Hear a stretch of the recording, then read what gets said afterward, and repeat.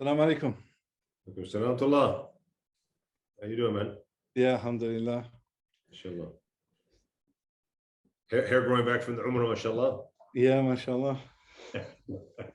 Hopefully it'll grow back a different color. Inshallah. Inshallah. Okay, so Bismillah, alhamdulillah, wa salatu wa salam ala Rasulillah. We'll start inshallah ta'ala, and the brothers can join. If they miss anything, they can catch it on the YouTube, inshallah. So the topic we have tonight with you is the God solution. And if anyone knows about the new atheist movement, they understand obviously the title for your book, The God Solution, right away. It's a clear response to Richard Dawkins' The God Delusion. Yes. This is the claim that he makes. And obviously as Muslims, and we can see it very clearly from the title, that we believe it's the opposite. We believe it's the solution and not the delusion. If you could just elaborate a bit about that, and also about, I looked a bit over your book before when you wrote it, and tell us about, the experience in writing the book, because it's been some time. And I remember the book, I think was pretty much written when we were in Kuwait together. And yes, you've been revising it for several years. And just so the brothers know, by the way, even though I want that book to get out, because if you look, for example, at the Divine Reality, it's more like an advanced book. The way it's written, even the language is used, it's very deep. It's more in depth. So it might be difficult for some people to kind of grasp all of the stuff from it. You may have to read it a couple of times to kind of get it. But in your style of writing in the book, it's a small book. It's more easier for the general layman to be able to understand it.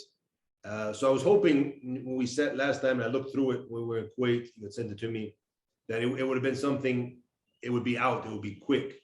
But you've delayed it for several reasons. Perhaps you can tell us why. But just so the viewers understand that delaying books like this, it's actually one of the ways of the Salaf. I don't want to encourage you to delay it more, but the Salaf, they would do that with their writings. Like Imam al-Bukhari, rahimahullah, he spent 16 years in gathering his Sahih, because you want to make sure that it's correct when it's out there, inshallah. Obviously, when there's a need for the book, you have to put it out there. So I don't want to encourage you to delay more, but as long as if it's for a productive reason, it's for a good reason, you're making some change or reviewing it, alhamdulillah, that's something good, and that's what the Salaf used to do with their work as well. So if you could just tell us a bit about the book, inshallah ta'ala, and why this book, to start.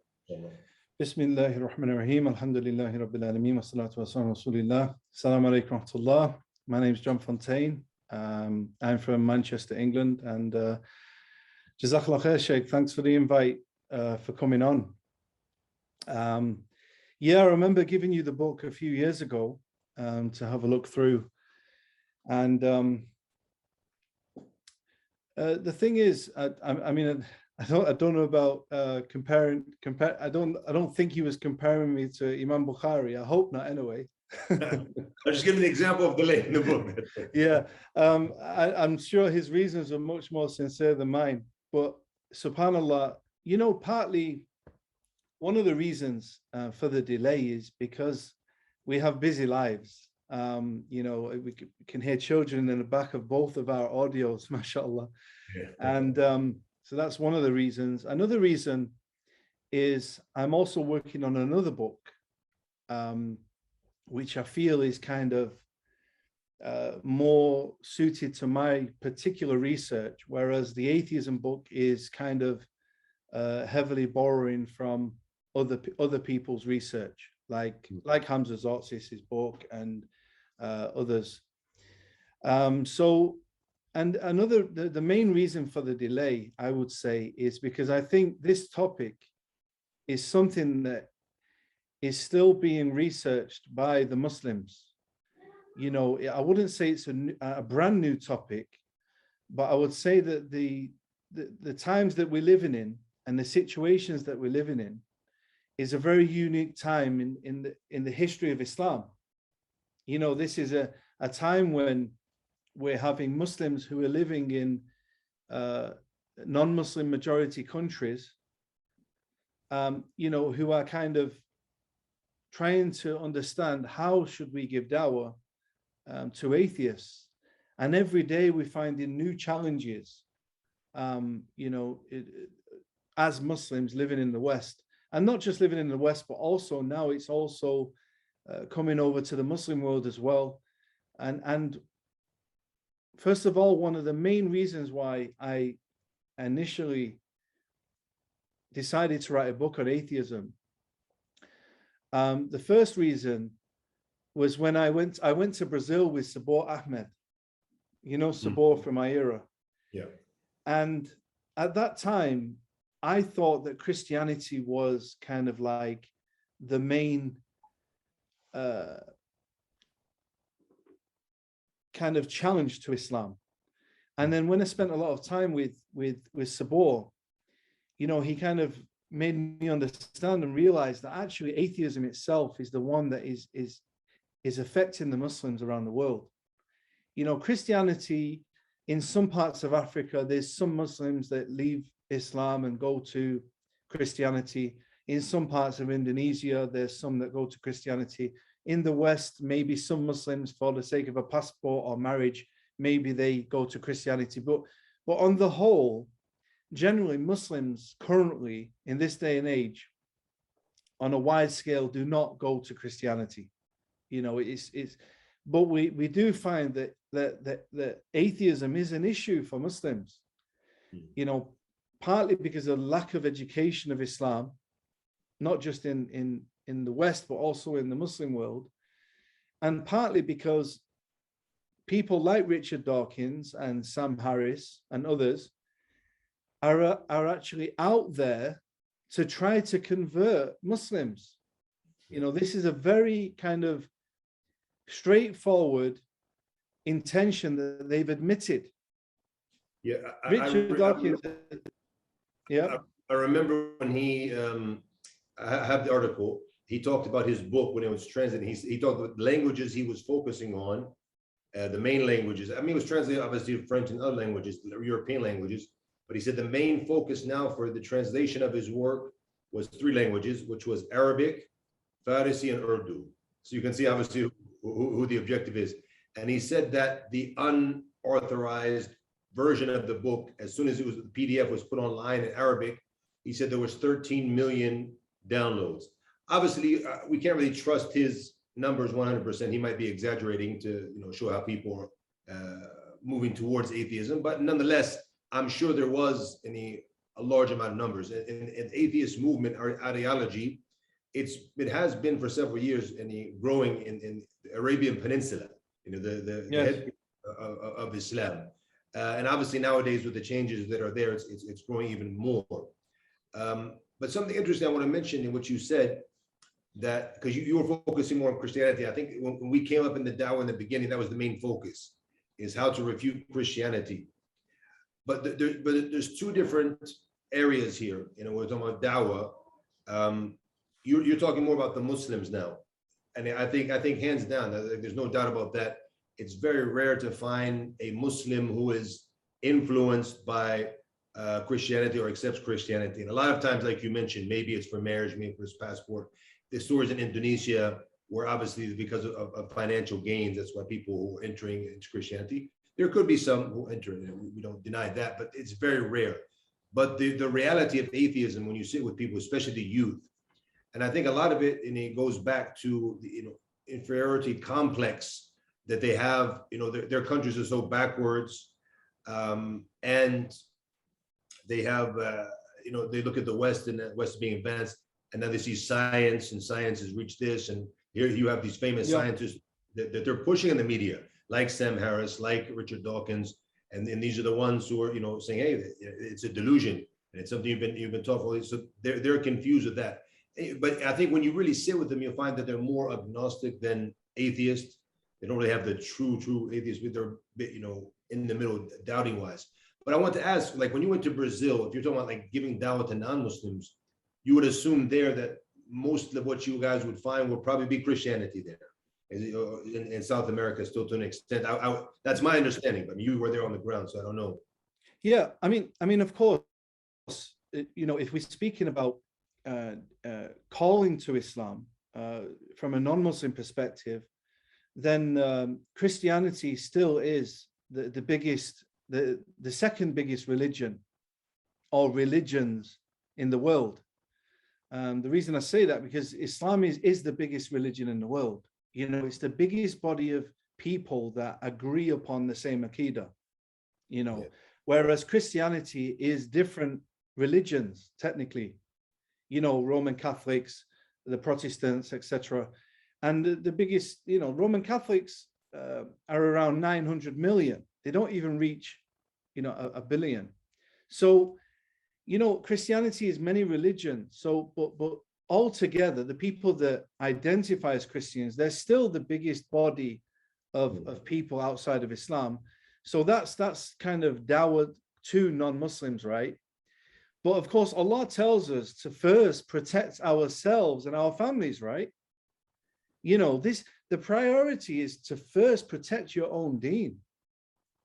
You know, first of all, protect your own religion, protect your family, your children, your wife, your you know, and your community around you, and then slowly start building out from there.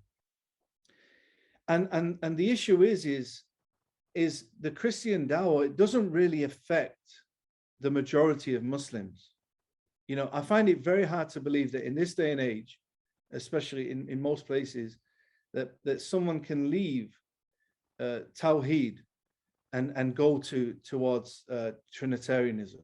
You know, it not in this day and age is very rare, unless it's for a financial gain or whatever it is. Yeah. But when it comes to atheism, you know, it looks good on the outside. As you mentioned, you know, if you're a product of colonialism and what Britain and France and America have done throughout the world, then a lot of Muslims actually have an inferiority complex, and they look at the West and they look at the white man, and they look how advanced the West is compared to their country, and they kind of wrongly associate the kind of leadership of the West with the fact that their religion or their deen being atheism is the reason for that. And it's not. You know, I mean, Islam at one point in history, Islam was they were the leaders of the world in terms of science and technology and literature. Does that mean Islam is right because of that? No. You know, so this is kind of the narrative, one of the narratives that is pushed, that kind of Islam is backward because look at the Muslims, and then that's a logical fallacy, right? It doesn't kind of follow. So the first instance was when I went to Brazil, and Sabor kind of talked me through atheism. And I guess that one of the reasons I was not originally focusing on atheism is because I also had an inferiority complex. I also thought, you know, oh, I'm not intelligent enough. How am I going to debate someone like Richard Dawkins? You know, how can we possibly challenge these academics? And then, you know, people like Hamza Zortzis and others started to popularize and kind of promote some of the Islamic arguments of how to deal with atheism, and Sabor Ahmed as well. I think Sabor Ahmed, mashallah, is one of the top brothers in terms of conveying to the atheists. And so this was kind of the start of my journey into looking into atheism. And the second part was when I went to Pakistan. So I went to Pakistan with Adnan Rashid, and we did a tour of the universities. We traveled from Peshawar to Islamabad, Lahore, Karachi, all over Pakistan, twice. And 2 months, a month at each time. And I was shocked to see the level of atheism in the universities in Pakistan. And this was a huge eye-opener for me, you know, to see that a lot of the elite, the rich Pakistanis, the ones who are who can speak English, the ones who are educated in the international schools and the colleges and the universities, that they're really falling for this atheism, and people like Adnan Rashid and Youth Club and other organizations. I think Yusuf Chambers went there. I was there with Yusuf Chambers and Hamza, and Dawaman was there, and Musa Adnan, and we was doing a tour together. Yeah, I was invited there several times, and I had a flight booked, and I was on the way to the airport, but just didn't make it. SubhanAllah. Hopefully I'll be able to go soon. Yeah, but I heard the same stories. Hamza was telling me the same things when he went there about these universities, and that you find this ideology. But he said once again he went back to the issue of, when you speak to them and ask them for proof, he said most of them weren't able to say why. So you will find that they're more like agnostic than actually real atheists, not really hardcore atheists. They don't really have proof. They're kind of just going with the flow. Because the white man said. That's it. That's basically once you get down to the bottom of it, it was because the white man said, or because they didn't have reasons to believe. They didn't, or reasons to disbelieve, I should say. When I say reasons to believe, I mean reasons to believe in atheism, because it's a belief in and of itself. So seeing that the Muslims suffering with this, and not only Muslims, but people who are supposed to be the educated or the elite, the ones who are going to be in the leadership positions in the next 20, 30 years, the ones who are going to be in very important positions in the country, it was shocking. Yeah. And then traveling to Egypt, same thing. There's a growing number of atheists. There's a street in Egypt they call Atheist Street, and they all kind of sit around in these coffee shops with music and discussing philosophy and these type of things, and they kind of getting away with it. And there's a growing number of apostates from Islam kind of getting a voice online as well. So there's definitely a need for this kind of topic to be discussed. Yeah. And speaking, very, very interesting for the brothers and sisters to know is that you felt that as someone who's working in the field of da'wah, that you didn't have the tools, or as you said, you weren't intelligent enough to debate these people who are professionals, and they're in academia, they're professors, they're very knowledgeable. So some people are scared to face them. But when you look at these individuals, and the more, obviously this wasn't something I was into. I'm just getting into it now. Obviously, I found myself in the middle of it. But as I read more and more, you see how ignorant these individuals actually are. For example, if you look at, and I have it in front of me now, actually, the book and the text, Richard Dawkins' Outgrowing God, A Beginner's Guide. Yeah, I got that one. Yes, he's saying that, and he said it in before, and another place, that he hadn't even read the Quran, and he hasn't even the Bible. He hasn't even read it thoroughly. He might have looked through it, but he hasn't read it thoroughly and investigated to be able to refute it. So that's and he's someone who, and that's like ABC academia. If you're going to get involved in any academic thing, you have to at least have read, from the other side to be able to refute, right? Which he hasn't. And something here, I have a quote in front of me, which I highlighted. I have it here. And he said that, I didn't mention it, in chapters 2 and 3 might have convinced you that the holy books like the Bible and the Quran don't provide any good reason to believe in God. Yes. And subhanAllah, when I saw that quote, and it shows you how ignorant, someone like that could be. He comes off as being someone who's very intelligent, but that's the core of the Quran. Is the existence of Allah subhanahu wa ta'ala and his oneness and his right to be worshipped all throughout the Quran. And if you read just a couple of pages, you're going to find that clearly there. And looking at his creation, looking at ourselves, all of this, to reflect on this, to use your mind, to reflect, use your intellect, to be able to come to the conclusion of a God's existence and his right to be worshipped as one. And he's the controller of the universe. All of this is there. I mean, it's full of proof. Even as Imam Ibn al-Qayyim said, he said that the Quran is all about Tawheed. So that just shows you how truly ignorant these individuals are.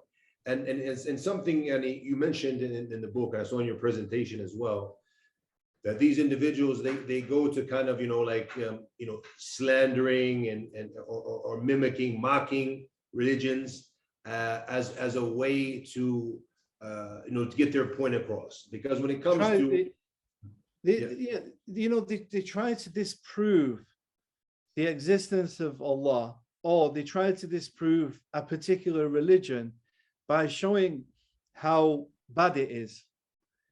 And as we'll see, inshallah, well, maybe we'll touch upon this, that as an atheist, you're not in a position to speak about morality. So and this book, this is the book you're referring to, I think. Outgrowing God. Incidentally, this is authored for teenagers. This is an atheist dawah for teenagers. And that's kind of how I wanted the God Solution to be, my book. I wanted it to be kind of like almost a translation of Hamza's work, because, Hamza's work is quite academic and a lot of people, it goes over their head, and that's great. And I think it's needed. We need people who can speak at different levels. We need people that can go and debate the atheists in the universities and things like that.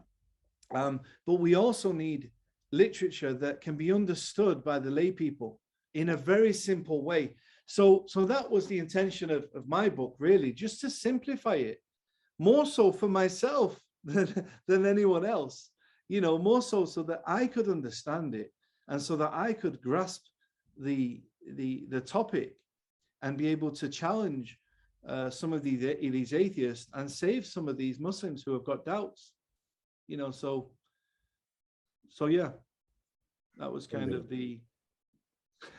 So that shows us why the book. If you were to tell us now about basically what is in the book, and first before that, the delay. You said the delay was because of just being. What is the other book? You said you're working on another book now. Yeah, I'm working on. It's actually a book about the Islamic perspective of Wahi, and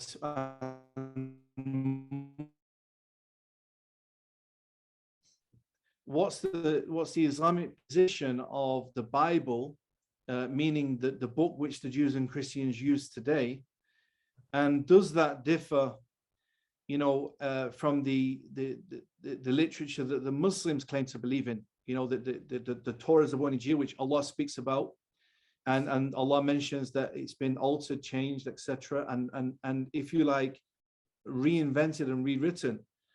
And also a discussion regarding what the Jews and Christians had in Medina at the time of the Prophet ﷺ. So that's a book which I'm writing.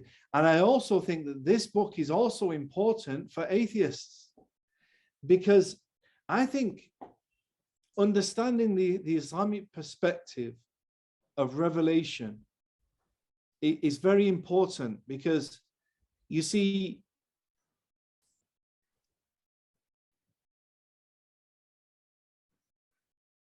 because of the Bible, the majority of non-Muslims who are atheists, they're actually atheists because they fell out with Christianity. Primarily, number one, because of that they don't have a solid scripture. There's absolutely no way in this day and age, really, somebody should be accepting the Bible as a basis of belief. And of course, in this age of logic and reason, how can somebody really? There's no way somebody should be believing in the Trinity. It just doesn't make sense. So the point is that many people, the Christians are also going through this issue where atheism is taking over a lot of the minds of the youth. Because the Christians are also going to the same Western schools as the Muslims living in the West. So they're also being affected. And so, as you mentioned, Richard Dawkins, one of his arguments is that the Bible and the Quran do not give proofs for the existence of God. And this is wrong, subhanAllah. and this is the kind of the fundamental point that I make at the beginning of my book, which is we need to separate the existence of the creator, Allah, and which is the right religion. Because even if all the religions were not true and wrong, it doesn't mean that there's no God. So, you know, they're kind of tying God and the existence of God and a belief in God with religion. Now, of course, it does come with it. But for argument's sake, that all the religions could be wrong and there would still be a God. There's still very good rational arguments and reasons to believe in a creator, you know, even without scripture. Yeah, and it's interesting you say that, because, and that's one of the things that really stuck out to me when I was looking at your presentation, I was looking at your work, and that's a good argument from the beginning, because a lot of times people in the beginning, they have an issue with religion, and especially if you're coming from a Christian background. And I noticed in Dawkins, in the God Delusion, in his work, in many of his lectures, he talks about that. He talks about, you know, the problems with Christianity, and obviously right away he puts that on Islam. And that's also, by the way, if we go back to the issue of atheism spreading in the Muslim world, that's one of the key reasons it's spreading as well, because people look at, you know, like the French Revolution and them leaving religion. Whereas if you look throughout Islamic history, Islam never forbid science, it encouraged science. And that's why, you know, many of the scientific, things that we have today that have been proven, the inventions or what have you, the origin was from Muslim scholars in Muslim Spain, when they were into science, and they were major scientists during that time. They don't understand that Islam is different from Christianity in that. So the issue of the religion and being attacked or attacking the religion. So if you take that away from the beginning, I think it's a very good argument right away from the beginning. Let's not talk about religion, because even if you don't have religion, you still have a creator. You still can have the existence of a creator, the existence of God. And many atheists, if you look at one of the works that I read now in detail, they were bringing many atheists and scientists, a lot of them atheists, and other ones who believe in the creator, but they're very embarrassed by the work of Dawkins, and how sarcastic he is, and the mockery he does and stuff, talking about religions and what have you. And you mentioned one of these in the beginning of your thing about Michael Roos, where he said, "The God delusion makes me embarrassed to be an atheist." And many quotes like that I found who free themselves from him and from his way. That's very important, obviously, for people to understand that. Also, something else very important that what people don't understand, and as I find this more, time and time again as I research, that the name is not coming to me. One of the, many of them are head scientists who are, head of major organizations. The names are, like I said, it's not coming to me now, but they are the ones who, like Sam Harris and Dawkins, they're against them, especially Sam Harris, against them being in charge. But why? Because they believe in the creator. And, so they might not be Christian, a lot of them, but they believe in a creator. And science led them. Yeah. Science led them to believe in a creator. And there's so many of them, through the Western world that, some of them were atheists, but actually were led, there's no logical any solution or possibility other than there being a creator.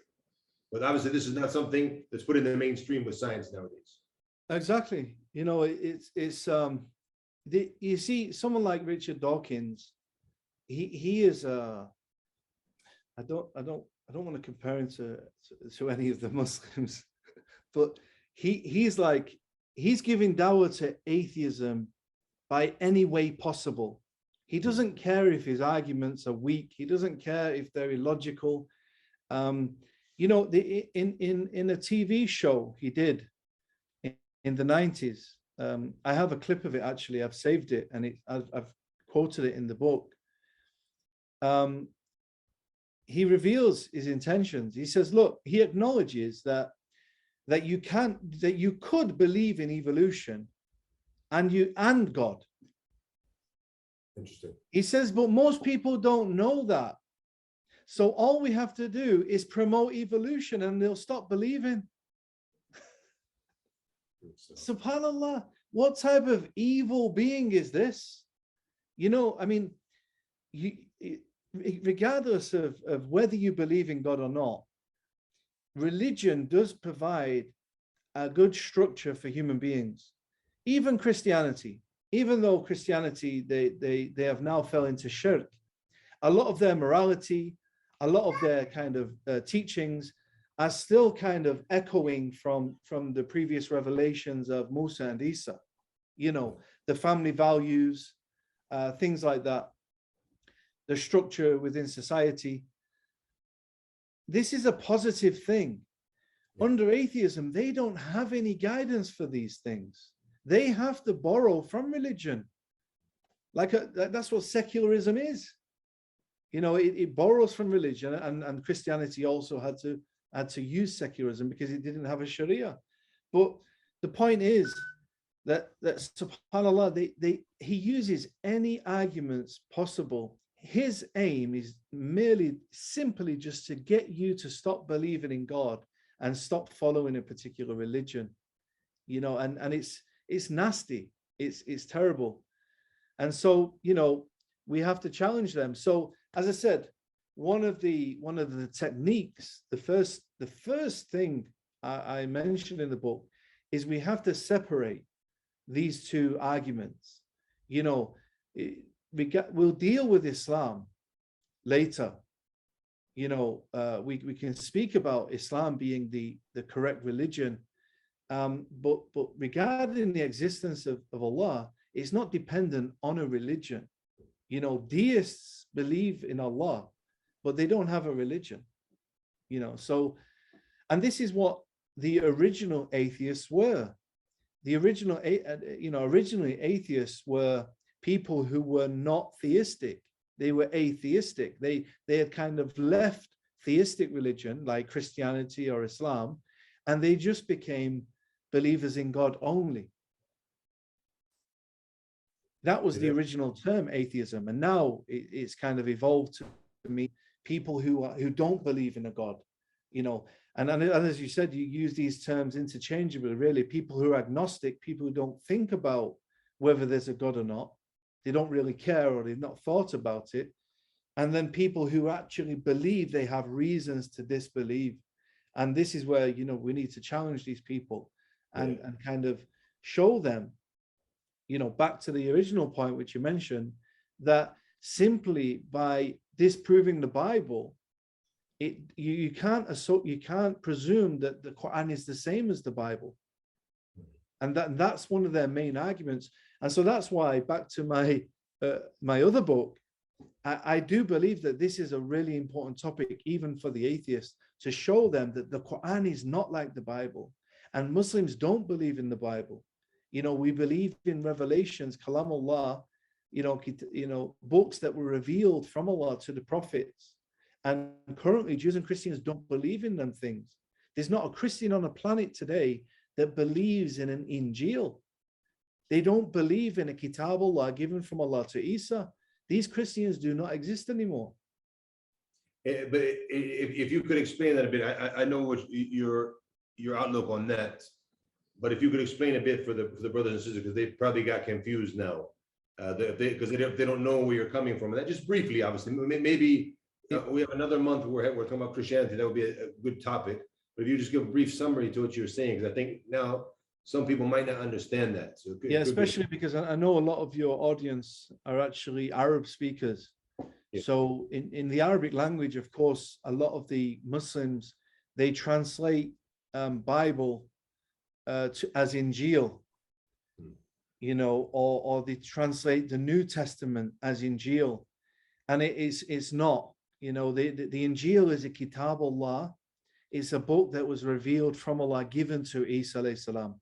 You know, the New Testament is a collection of seerah, which was authored by people after Isa alayhi salam. You know, and the Old Testament is a collection of seerah, which was authored between Musa and Isa by different people. You know, so this has all been collected, all this seerah, which is in the Bible. This is just seerah. You know, there's no book which is there. There's no Injil. There's no actual Kitab Allah, what they have today. All they have is Sirah. But this is where the confusion comes, because the Arabs, they refer to the Bible or the New Testament as the Injil. But I think even the Christians themselves, and would you say nowadays, they look at it as being the ones who are not really learned from them. They look at it as being the word of God or the book of God, and for them, the Bible. Yes, they say it's the book of God or the word of God, but what do they mean by that? From the Christians today, they believe that these authors of Sirah were inspired by God. So it's the equivalent of Ibn Ishaq receiving Wahi. You know, that's the equivalence. It really is the equivalence. That's their understanding of Wahi. And so, you know, having this discussion with the Christians and the atheists, because this is the thing, Sheikh, I refused to be a Muslim in the beginning because Muslims were telling me we believe in the Bible as well. And I said, no, I've already left the Bible. The Bible is written by people after Isa. How can I believe in that? You know, and then when you do your research, you realize actually Muslims don't believe. They believe in books that were revealed. And so I really do think that this is such an important point for the majority of atheists, including Richard Dawkins, including Bart Ehrman. I truly believe that if they really understood this topic and understood the Islamic position of Wahi, that they would get it. You know, Allah mentions in the Quran, وَلَا تُجَادِلُوا أَهْلَ الْكِتَابِ إِلَّا بِالَّتِي هِيَ أَحْسَنُ إِلَّا الَّذِينَ ظَلَمُوا مِنْهُمْ وَقُولُوا آمَنَّا بِالَّذِي أُنزِلَ إِلَيْنَا وَأُنزِلَ إِلَيْكُمْ وَإِلَٰهُنَا وَإِلَٰهُكُمْ وَاحِدٌ وَنَحْنُ لَهُ مُسْلِمُونَ. Allah mentions, don't argue with the people of the book except in the best way. And then he gives us a method. It's not the go-rap, it's the three-step method. He says, tell them you believe what was sent down to us, okay? Meaning the Quran and the Sunnah, letting them understand the Wahi, what Wahi is, and what was revealed to them, sent down to them, meaning the Kitab Allah, not what was authored by them, but what was sent down. And then discuss Tawheed, our God and your God is one, and then discuss the religion or the manhaj, whatever you want to call it, that we are Muslims. This is the same religion from the time of Adam. And this three-step process is the dawah. This is, subhanAllah, Allah mentions this after saying, you know, don't argue with them except in the best way. You know, that this, it's like Allah is asking us to discuss the basis of our belief, the Wahi. This is why we believe in Islam. If somebody says why you must, the Quran is the reason why we believe in Islam. This is our basis of Iman, you know, and this is what tells us about Allah, that God is one, and describes his attributes and who he is, and also describes the religion, the Sharia, what we're supposed to be following and how we're supposed to be worshiping Allah. So I believe this is so important for the atheist as well. You know, discussing why we have a valid basis of belief. The Sharia cannot be challenged by any atheist system. Any secular system cannot stand up against the Sharia. And that's the second part of the book. The last part, the last kind of half of the book is why Islam is the solution.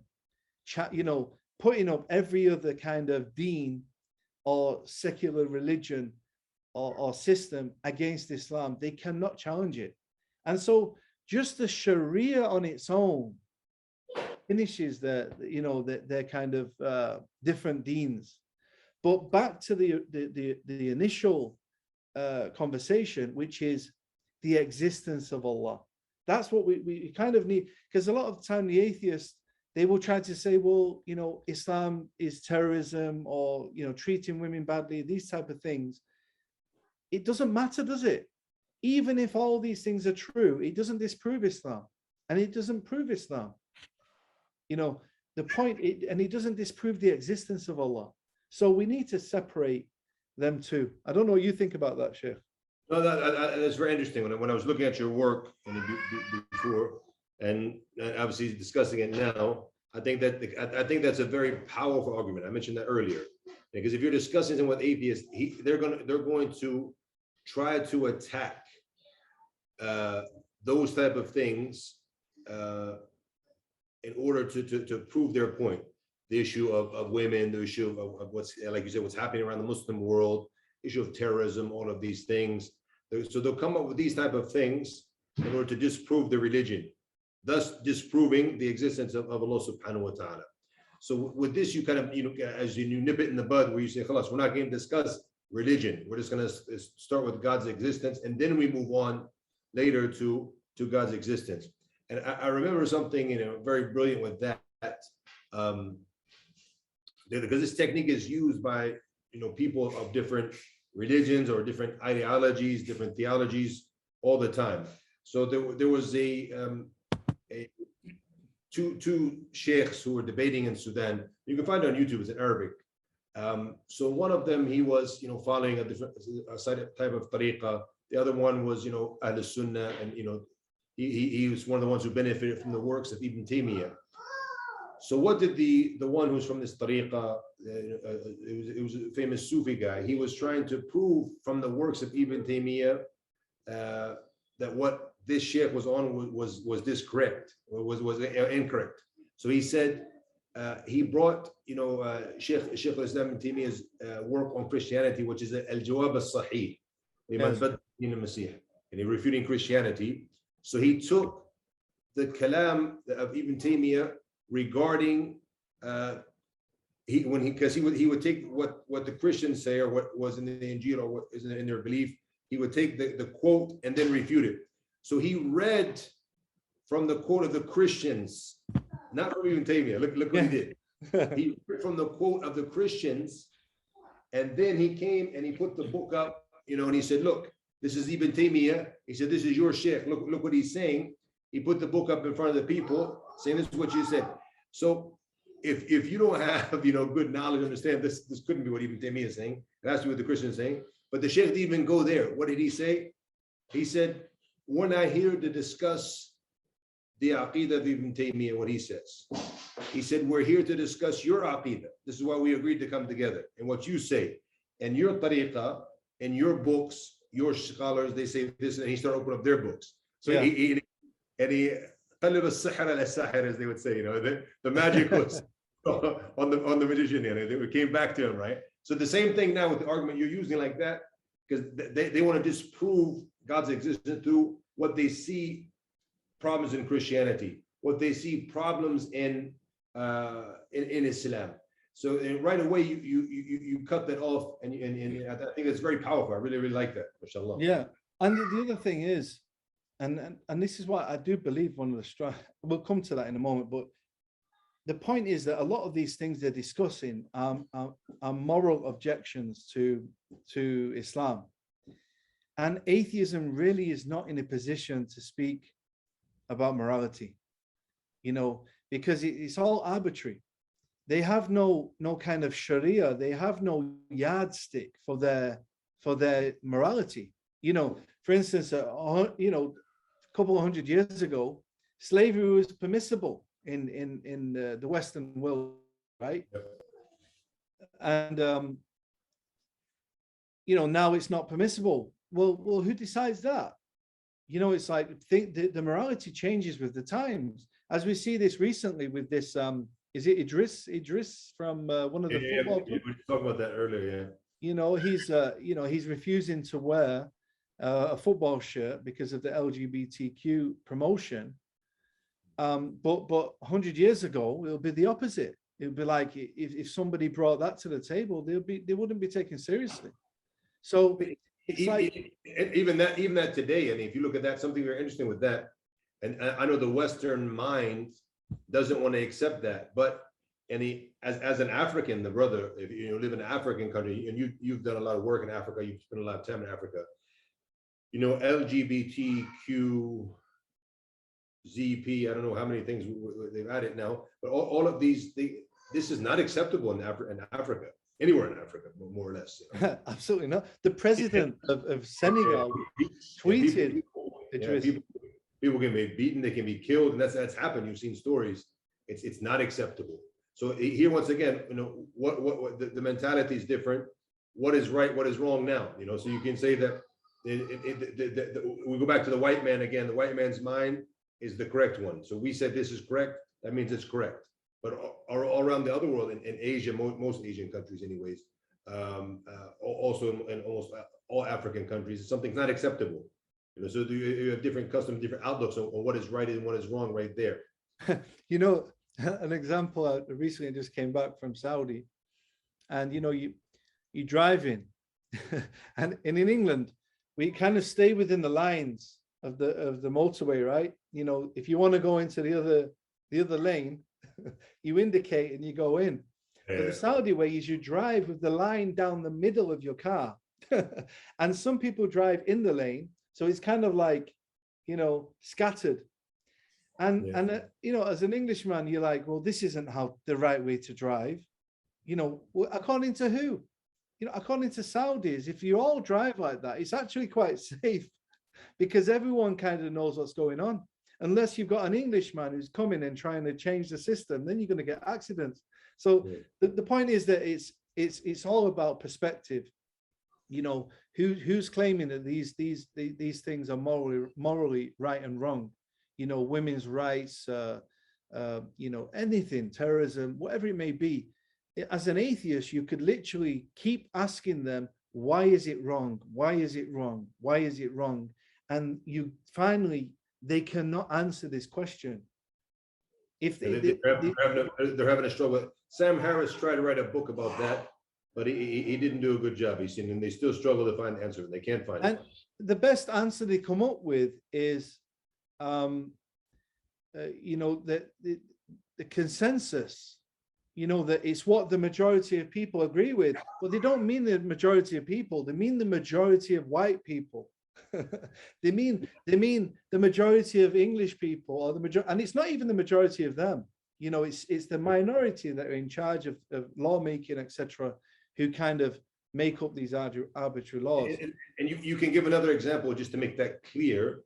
If we go back to this, that in the LGBT, where it's still a minority in the country. And even if you look at there's one of our brothers who he posted on his Instagram that day. I put it on my story. It's a poster that's being spread in the universities in Toronto, and they brought two hijabi sisters, and they're all embracing and kissing. So they brought 3 LGBT couples of men and different men and different women, and they brought just one straight couple. So I wrote in the comments, whether you're talking about right or wrong now, and okay, you talk about equality and about this, so shouldn't you at least be fair? You should be just. So you have 4 pictures, 3 of them are from that group, which is a minority, and only one is. I said, so where's the equality now? I mean, do they represent 75% of our population? No, not getting into whether that they have their rights, that's their law. I'm not talking about that, but we're talking about the reality is they want to push this, that this is the right way, this is this, because this is the way they see it. But if you go all around the world, the rest of the world, the majority of the world are still not seeing it like that. So they have no answer for that when it comes to the issue of morals. And there's no way they can do it without. And even something interesting you mentioned in the book. I focused more on the beginning of the book, to be honest. Sheikh, I'm quite flattered. It seems like you've actually read it. I'm quite flattered, mashallah. Jazakallah khair. Yeah, but the second part, obviously, the issue of the Sharia, that even though there was research done, if you go back to many of the Western laws, and there was a researcher, and he's a Maliki scholar. He did researching to go back and to show that I believe it was a third of the law of the French laws. The basics are based actually from Sharia, taken from Maliki fiqh, because like you said, they don't have a Sharia, so they were not able to establish these laws. So they actually take it from Islamic laws in order to establish. It's actually a 3-volume book that was printed. I believe I have a copy in my library in Sudan of that work. So that shows you the issue of the Sharia, as you mentioned in the second part of the book, that there's no way, even the ones who were not atheists, and they were Christian, secular, whatever they are nowadays, that they also needed to go back to the divine sources in order to determine, what is right and what is wrong. And so a certain group will not be able to pinpoint that and choose that, like you said. It's very important. So I think the issue of the revelation, that's a good topic. I think maybe we can host you, inshallah, another time to talk more about that other book, as I'm really interested in that as well. Yeah, I'd love to come and speak in more details. There's actually a comment in the challenging it, and I'd really love to address it, but I don't think this is the place. But hopefully the is one about they think the Bible consists of God's words. I'd love to challenge that. Hopefully next month, inshallah, when you do the Christianity. The brother or the sister can come back for that, inshallah. So back to it. I was going to mention here that one of the important things, I think very important with Dina, and you covered it in the book as well, the issue of scientific facts or what is proof, because a lot of times you'll find people even nowadays, people who are atheists or claim to be atheists or influenced by atheists, they'll tell you that I don't believe in God, I believe in science. In science, the truth, and they come with it, science is being an absolute truth. So if you could, highlight a bit about that, because that's one of the big misconceptions that come up that people are confused with. And many people who are like from the laymen, they kind of hear this stuff and they're like, yeah, science is, because we're in the era of science now. It's time of science. Yeah, so science is the way. This is a really nice kind of topic, because even as Muslims, it kind of teaches us how to think, because a lot of the time we really do give science more credibility than is deserved. And you hear some Muslims, they speak about that science doesn't not give certainty. It doesn't give certainty. And I always check my research, Sheikh. Sometimes I check with you some of the things I speak about, sometimes I check with other scholars, and I put this forward to Sheikh Dimashqiya. Yeah. And Sheikh Dimashqiya is a very clever mind, mashallah. And very well read, mashallah. Yeah, I mean, subhanallah, he knows how to put it down, So I just wanted to mention him because this kind of little spiel is something that I got from him.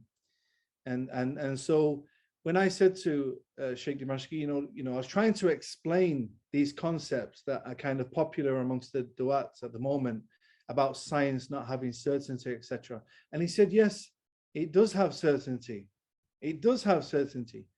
He said, but at a certain level, how can you say that you're not certain about the medication you're taking, for instance? Of course, you have a certain level or a certain degree of belief in these kind of research and things like that. So one of the things which I took from that is that, see, as Muslims, there's different levels of yaqeen. Certainty, yaqeen in Arabic. There's, as we know, there's different levels. There's ainul yaqeen, things that we can see. There's ilmul yaqeen, which I would argue is science. It's kind of using your reasoning with the kind of ainul yaqeen that you have, the observations that you have, and you have hakul yaqeen, which is the ultimate absolute truth, right?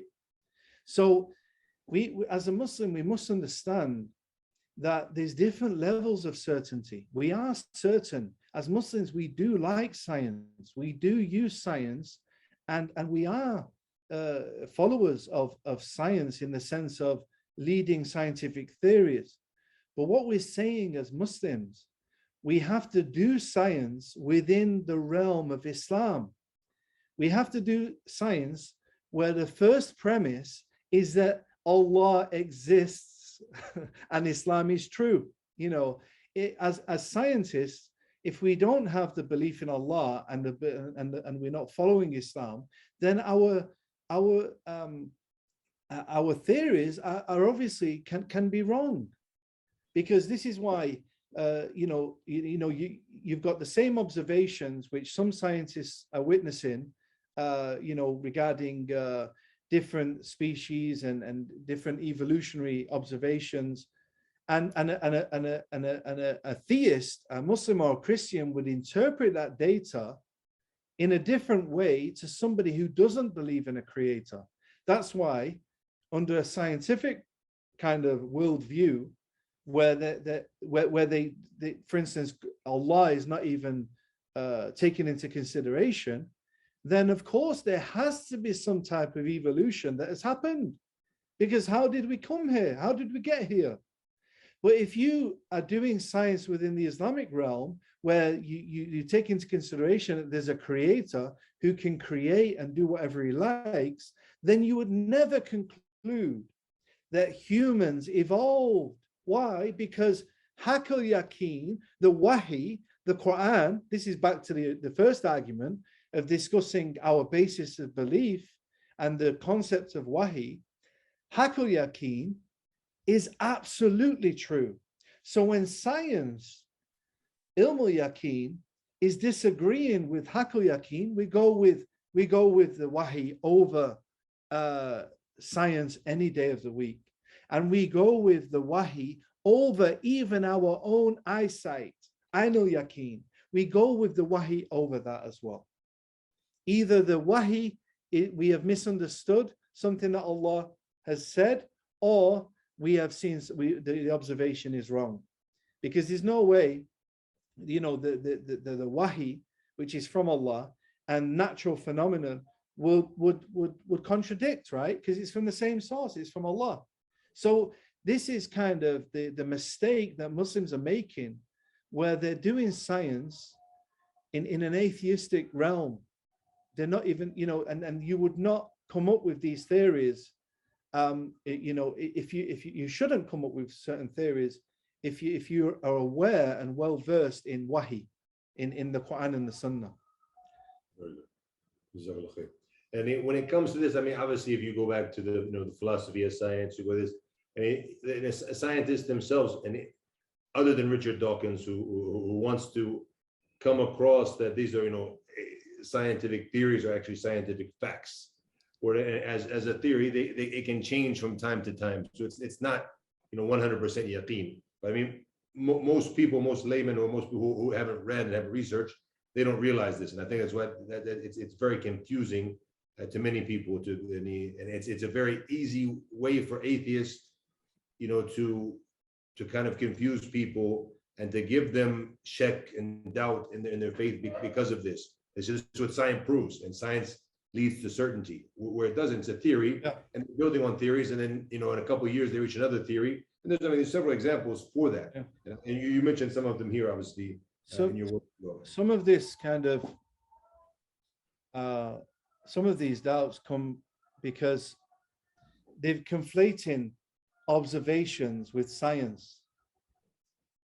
Does that make sense? Me observing something is not science.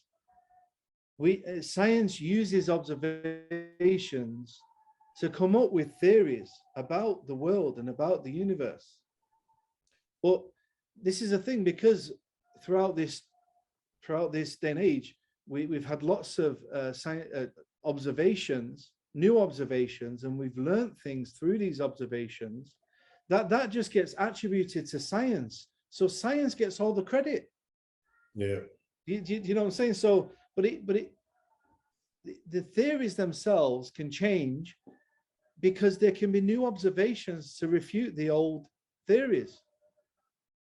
So again, as you said, the philosophy of science, some Muslims, the word philosophy itself, what do we mean by philosophy? Because some scholars are saying, no, we can't use philosophy. Some scholars are saying you can. Some people are using philosophy. What do we mean by philosophy?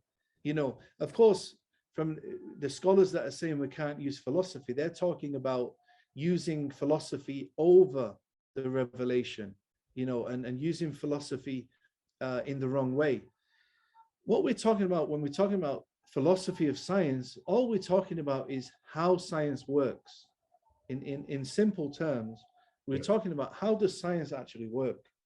So we're making the distinction between an observation, something we can physically see, and a theory that a scientist has, like the theory of evolution. The theory of evolution, it's a theory. It's not been observed. Human evolution has not been observed. It's a theory. It's a leading theory in the atheistic scientific realm, but it's not an absolute fact. So why would we take that over wahi? It doesn't make sense. So having these discussions with the youth who are having these doubts, it's really effective. It kind of gives them a structure to their thoughts.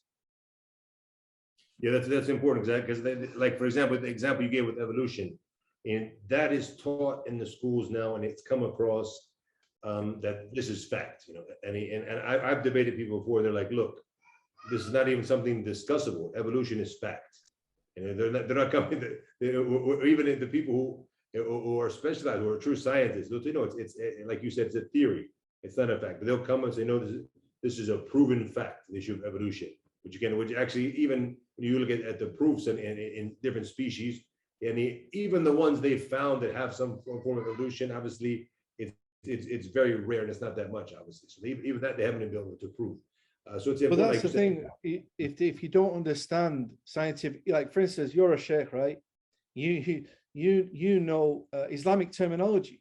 You could have a conversation with me, and I might not understand a word you say because, number one, you're speaking in Arabic, and of course you're using Sharia, you're using terminologies from the Sharia that I might not be familiar with. The same with science. If you're not a scientist, you might not be familiar with the terminology, but when scientists say that something is a fact, what they mean is that it's a leading theory. They don't mean that it's an unchangeable absolute fact. And so lay people like ourselves and other people have to understand that when scientists do talk about scientific facts, they're not talking about absolute truths. Does that make sense? Yeah. It's very important. So it's the leading theory. I think that's very well said, very important. And when they say it like a fact, it's the leading theory. That's the last thing science has reached in their research. And of course, look, if you're doing science without taking into consideration the creator, there has to be some sort of evolution, whichever way possible. How did we get here? So of course, if you're doing science the wrong way, through the lens of Islam, then of course you're going to come up with these bogus theories of evolution.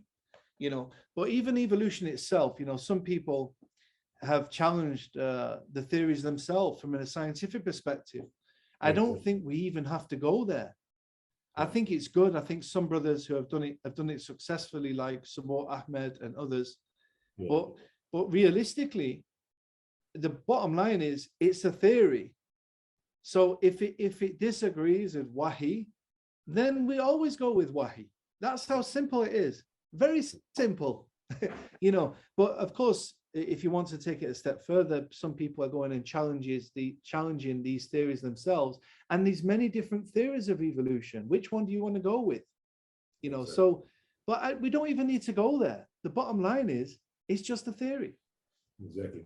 It's important now, I think, that maybe a topic to wrap up with, inshallah. If there's any questions. Oh wow, we didn't even start the book. but the question is that the issue of philosophy and using philosophy in da'wah, and because we've covered that, we talked about that a bit tonight, or the topic has come up, and then you talked in detail about the issue of focusing on the importance of revelation, and the revelation is where you reach haqq al-yaqeen. So many of our brothers are trying to use philosophy and da'wah, even maybe more so than the wahi in many cases. Whereas as the wahi itself, if you're well based in the wahi, as you mentioned, you see that the wahi is talking to the intellect, it's talking to the sound mind, it's calling us to reflect. And even many of the arguments, like let's say if you go back to something as simple as the go rap, which we've all studied and we've taught, that even the arguments we're using there to prove God's existence, to prove his oneness, all of these, if you go back to, they're based on the issue of revelation. And we don't need really a type of philosophy to prove that. And you can use the same approach, the Quranic approach, and just using in a different way that's going to talk to the intellect and to common sense, and it makes sense.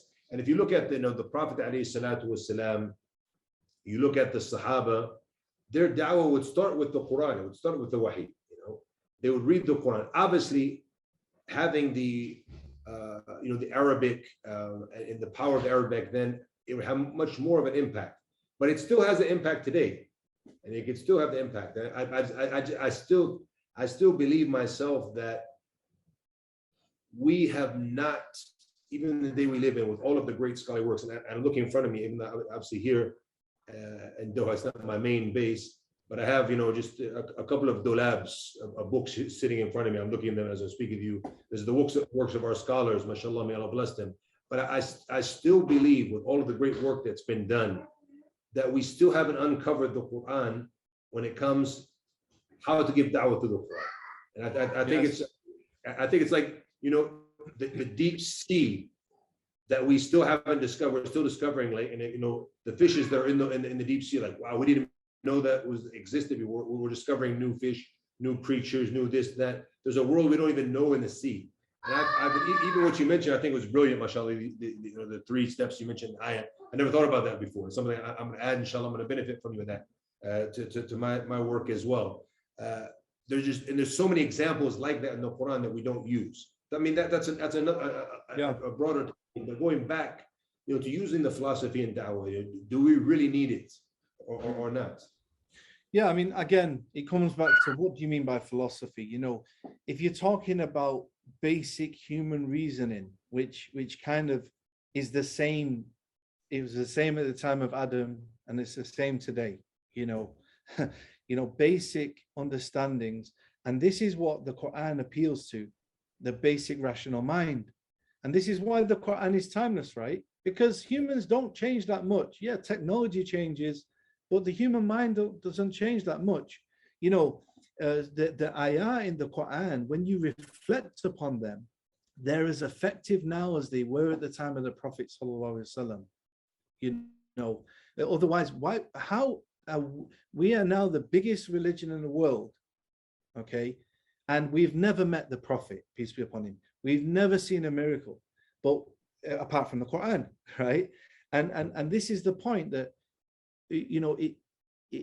people submit to Islam based on the Quran, not just the reflecting upon the Quran, but also the Sharia, the actual, the rulings from the Quran are miraculous on every level.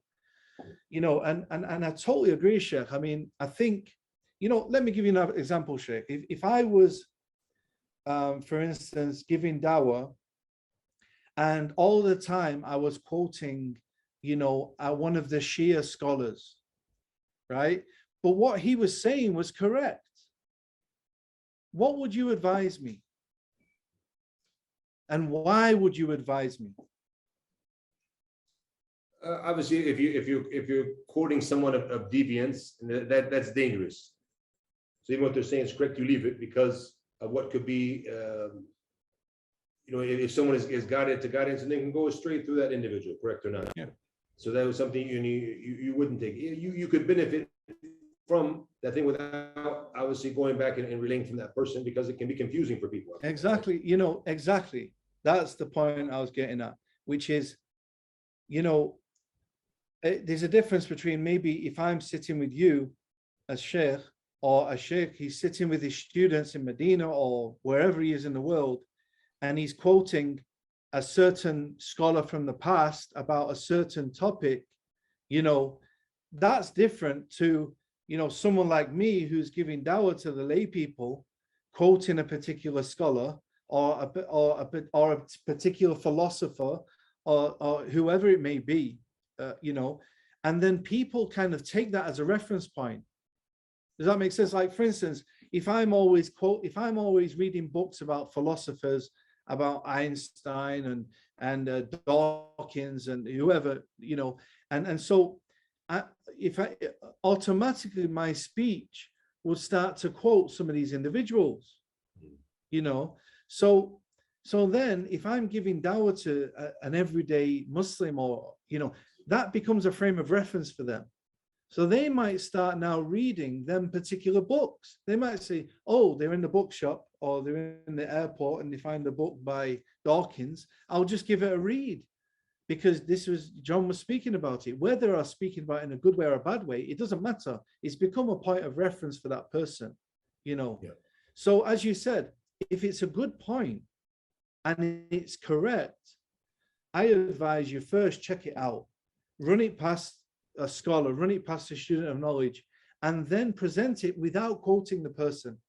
So a lot of these philosophical kind of arguments can be used, and you'll actually find that a lot of them are actually in the revelation anyway.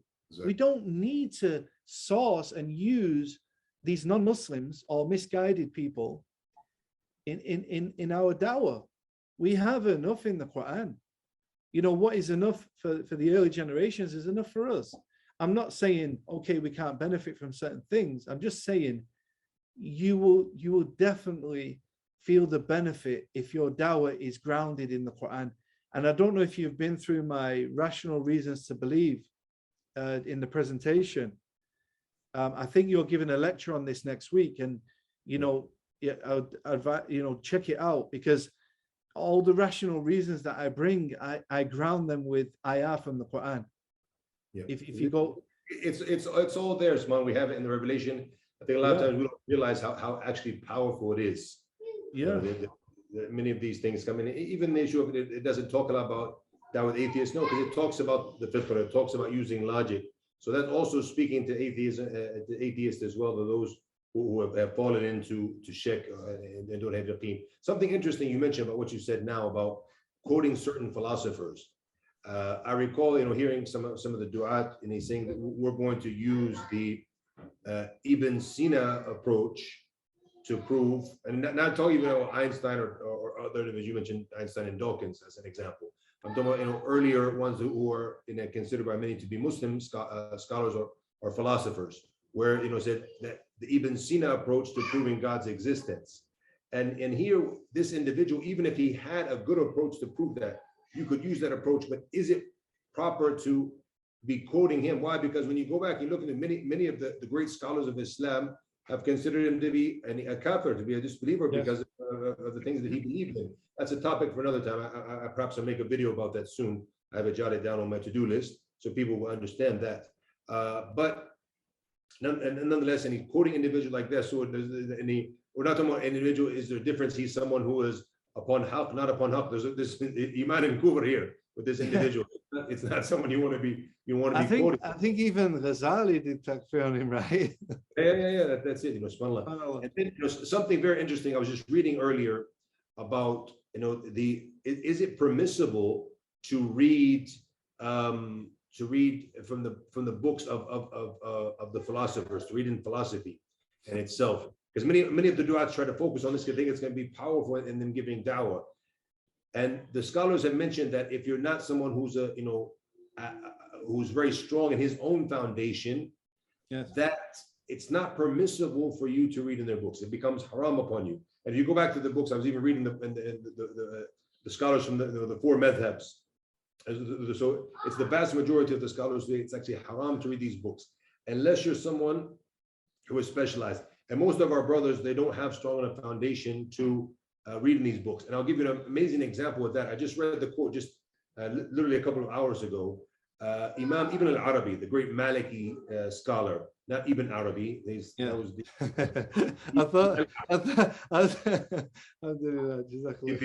sometimes get confused. How can you quote this individual?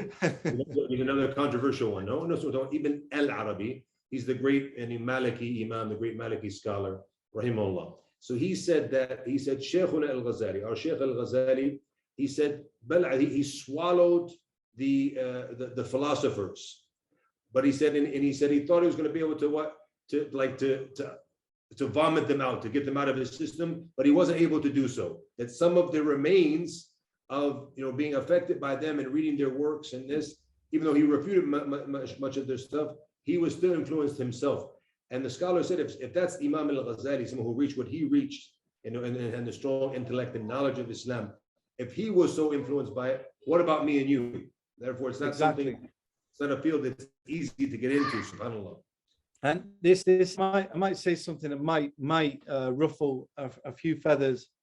I think I've spoke to you about this before. And you see, it's all about perspective. There's a difference between, a sheikh sat in Masjid al-Nabawi teaching his students, and he might be using Imam Ghazali, for instance, for a particular subject. Yeah. And there's a difference between that scenario and, Duat kind of quoting Ghazali on a popular level. Now, even, let's just say, whatever you want to say, even if you said that everything Ghazali said was correct, okay? How is his work being used today? And if you go into East London Masjid in the bookshop, I'm not joking, Sheikh, there's a massive wall full, I'm talking about maybe 100 different books translated of Ghazali in English, in very, very nice English, right?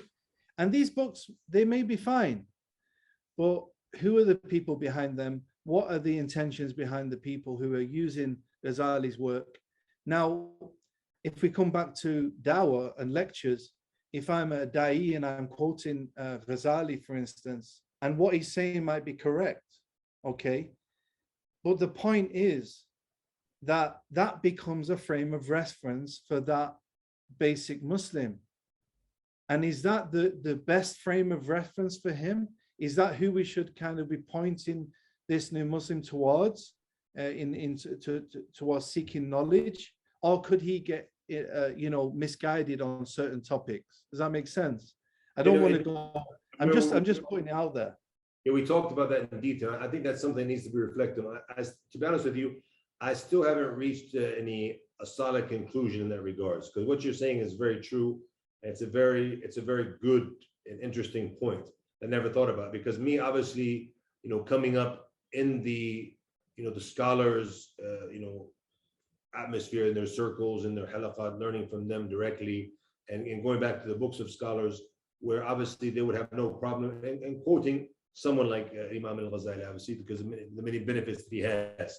But obviously what you're saying, obviously the ones who are promoting him, especially in the West now, are people who have gone astray in their theology and things like that. So it could be confusing. That's a very interesting point. It's something we need to, I think, look more to. But I mean, ever since we talked about it last time, I really haven't come up with a conclusion, but it still is something going through my mind all of the time. I think if you actually look into the type of literature that is available in the English language, and the kind of limited literature which is safe, if you like, I think, inshallah, I might convince you, inshallah. The point to take from it, Sheikh, is we need to think about these things, and the bottom line is, as you mentioned in the beginning, we're not here to talk about Ibn Taymiyyah or Muhammad ibn Abdul Wahhab or Imam Ghazali. We're here to deliver this book of Allah to the people, and what's the best way in doing that than presenting the ayah themselves? Just let the Quran speak for itself, and I think it's so powerful, especially when you recite it as well. You should be learning the ayah which you use and reciting them, because the fitra recognizes it as well, and it does have a different level. This is something I talked about in detail in many of my courses, the power of the Quran and reciting it. And I give examples like, Sheikh al-Arifi, even Sheikh al-Fattami, and when they visited and they sat with non-Muslims, and the impact that it had on these non-Muslims. And you can see YouTube is full now of reactions to the Quran, non-Muslims who break down in tears when hearing the revelation recited. And most recently with our brother Muhammad Hijab, with the podcast he did with Jordan Peterson, and that came up where he asked, "Why did you recite it?" Like, because it had an impact on him right away, you know. And that's the power of the kalam of Allah Subhanahu wa Taala, even though they don't understand a word in Arabic. But right away, Jordan Peterson, who was someone very strong and intellectual, mashallah, he's got a lot of great points, and I benefited from a lot of his works. The issue of his stances and the issue of the pronouns and gender. He was a leader in that field for a lot of us when it came and they would try to enforce on us. And he had a lot of good stances. You could see someone was very strong intellectually, mashallah. Right away, it had an impact on him. When he said why, and I like the fact he asked, and he just mentioned, he said, this is why, because that's why you mentioned now, this is something we need to revive in our dawah. And I noticed you did it, mashallah. You did a little bit of the tilawah. Even recently in some of my lectures, I've been doing a bit like that as well, because it should have an impact when you recite it in that way, inshallah ta'ala. Yeah, definitely. And we've not really gone into everything, but I think it's been a beneficial meeting. How long do we have left? Officially, we have 4 minutes left, but we can take a bit more if we want. I don't know if there's any questions. The only one that I've received here, the brother sent me from the admin, was the issue of the I think the Bible and the Word of God. If you want to answer that briefly, I think you probably already have. Yeah. If you want to add something. It's something I'd like to mention as well, just before we finish, is what exactly do we need to do when we're giving dawah? Like, a lot of the times the dawah is focused on kind of, deflecting allegations against Islam, if you like. Yeah. Our job is to convey the message. A lot of the time people take on it's like they try to take on the job of Allah, which is to guide the person. And we have to understand that the guidance is only from Allah. It's Allah who guides the person. Our job is simply to guide them to the way. And it's up to them to accept it or not accept it. So what I'm getting at is our job is to convey, not convince. Of course, we're trying to present the best kind of arguments for our position, but at the same time, the intention is to present Islam to the person so they've understood our position. A lot of the time people are kind of disheartened when people are not accepting Islam or they're not understanding. Just present Islam to them. You might be challenging and debating the atheist about science and evolution and this, that, and the other, but at the same time, don't neglect the core message, which is the 5 pillars and the 6 pillars of Iman.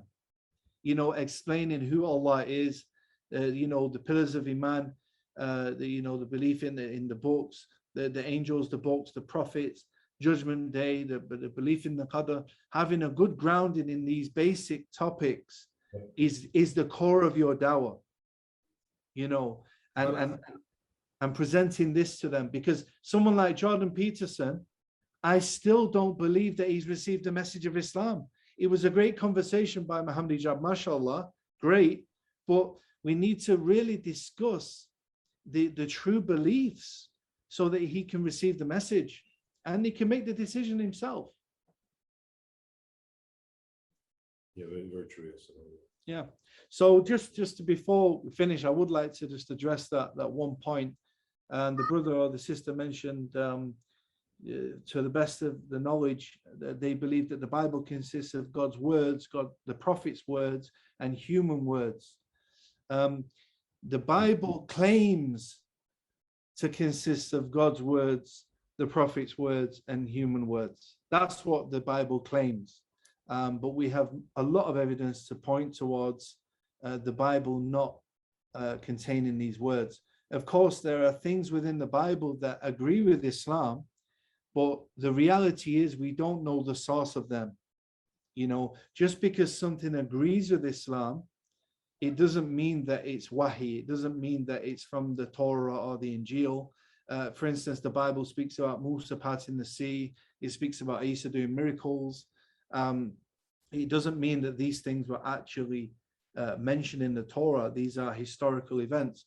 The Bible also claims to quote the words of Jesus. The problem is, as Ibn Taymiyyah mentions, we don't have an isnad for these biblical scriptures. We don't actually know where they came from.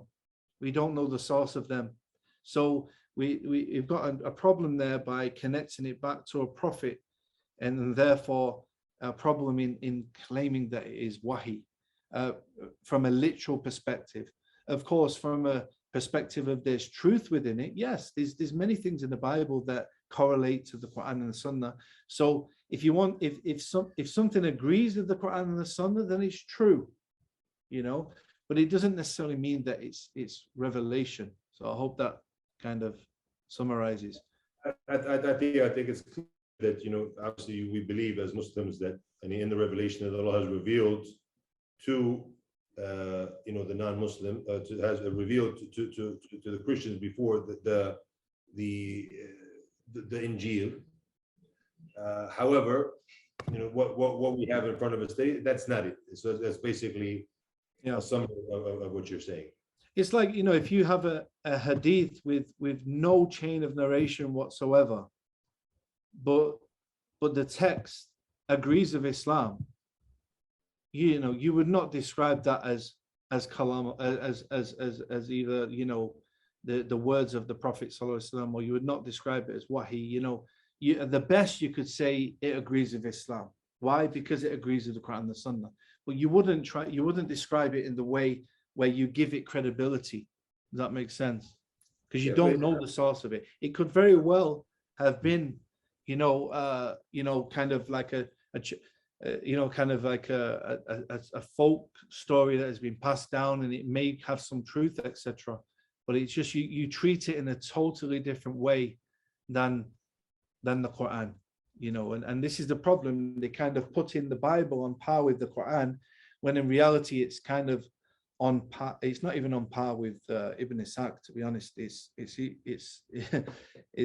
you know, because Ibn Ishaq, at least he uses wahi in his seerah, right? The whole seerah is based on the Quran. I think that, you know, it could be confusing for many people because of the fact that, you know, many of the teachings, perhaps, yes, it did come from the original revelation, you know, that even the words of you know, Mark, John, Luke, and John, and obviously Paul and his work and all this, and perhaps they did take from the original sources, right?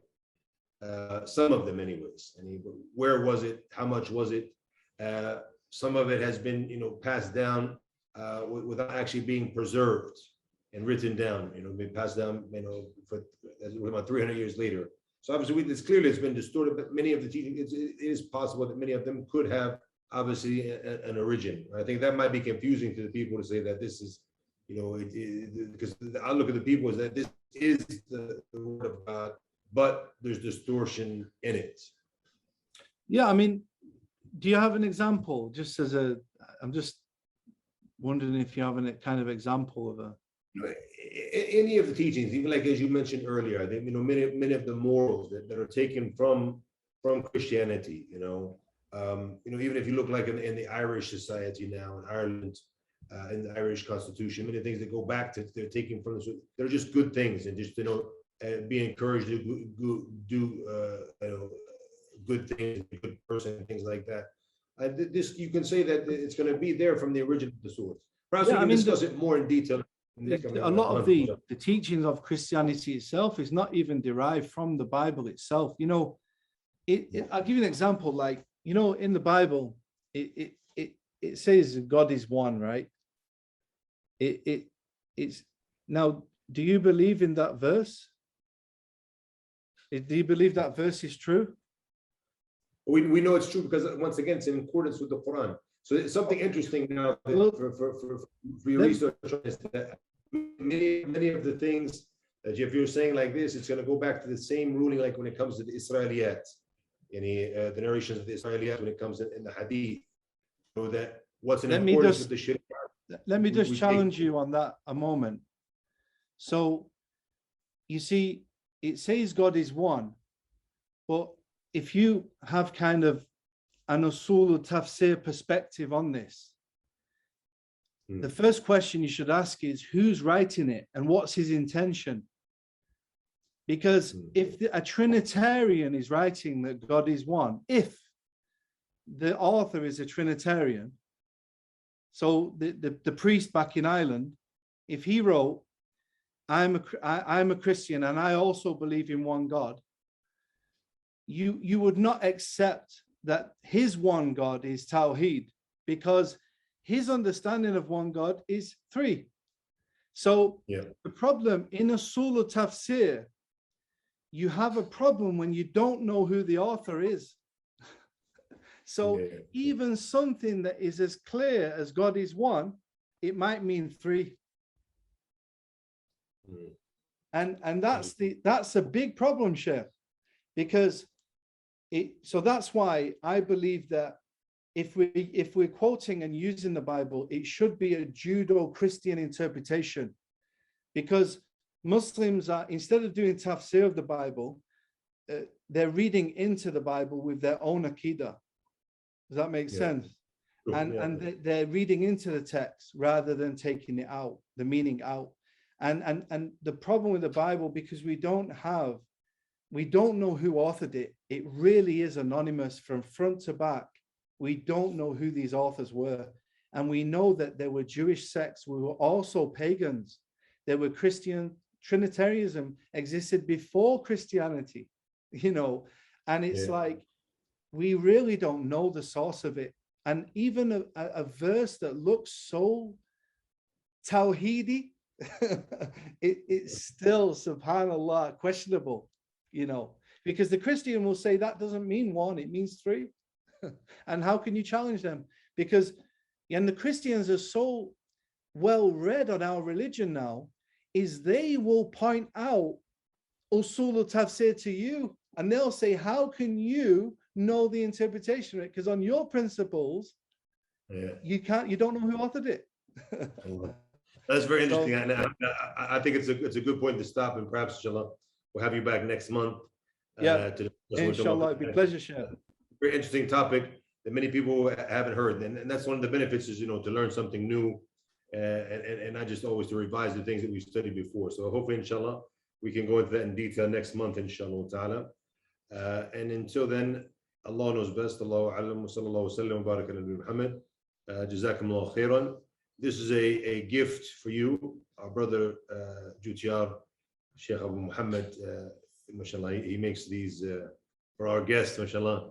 We'll send you the PDF copy as well, inshallah, which is a certificate from Sahaba Academy as a shahadat shukr and taqdeer of thanking you, inshallah, for taking out your time to prepare this presentation and to be with us. Jazakallah khair. May Allah make it heavy in your scale of good deeds. And if we can ask for the next slide, inshallah, as a reminder to the brothers and sisters who are still with us.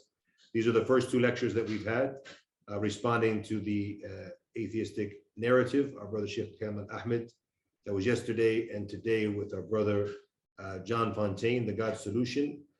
Both very beneficial talks, alhamdulillah. And they will be on the YouTube channel very, very soon. If it's not already up there, it might be up, or at least tomorrow, for Sheikh Kamal, inshallah ta'ala. And the next couple of days, John's lecture will be up, inshallah. Then we have our brother Hamza, and then our brother Abdurrahim on the Friday, inshallah ta'ala, on Thursday and Friday of next week. So make sure, please share that with everyone, inshallah ta'ala, so they can benefit. Until then, Allah knows best. Allahu alam, wa sallallahu wa sallam wa baraka Nabi Muhammad, wa jazakumullah khairan, wassalamu alaikum wa rahmatullahi wa barakatuh. You can see in the comments below, there's the YouTube channel.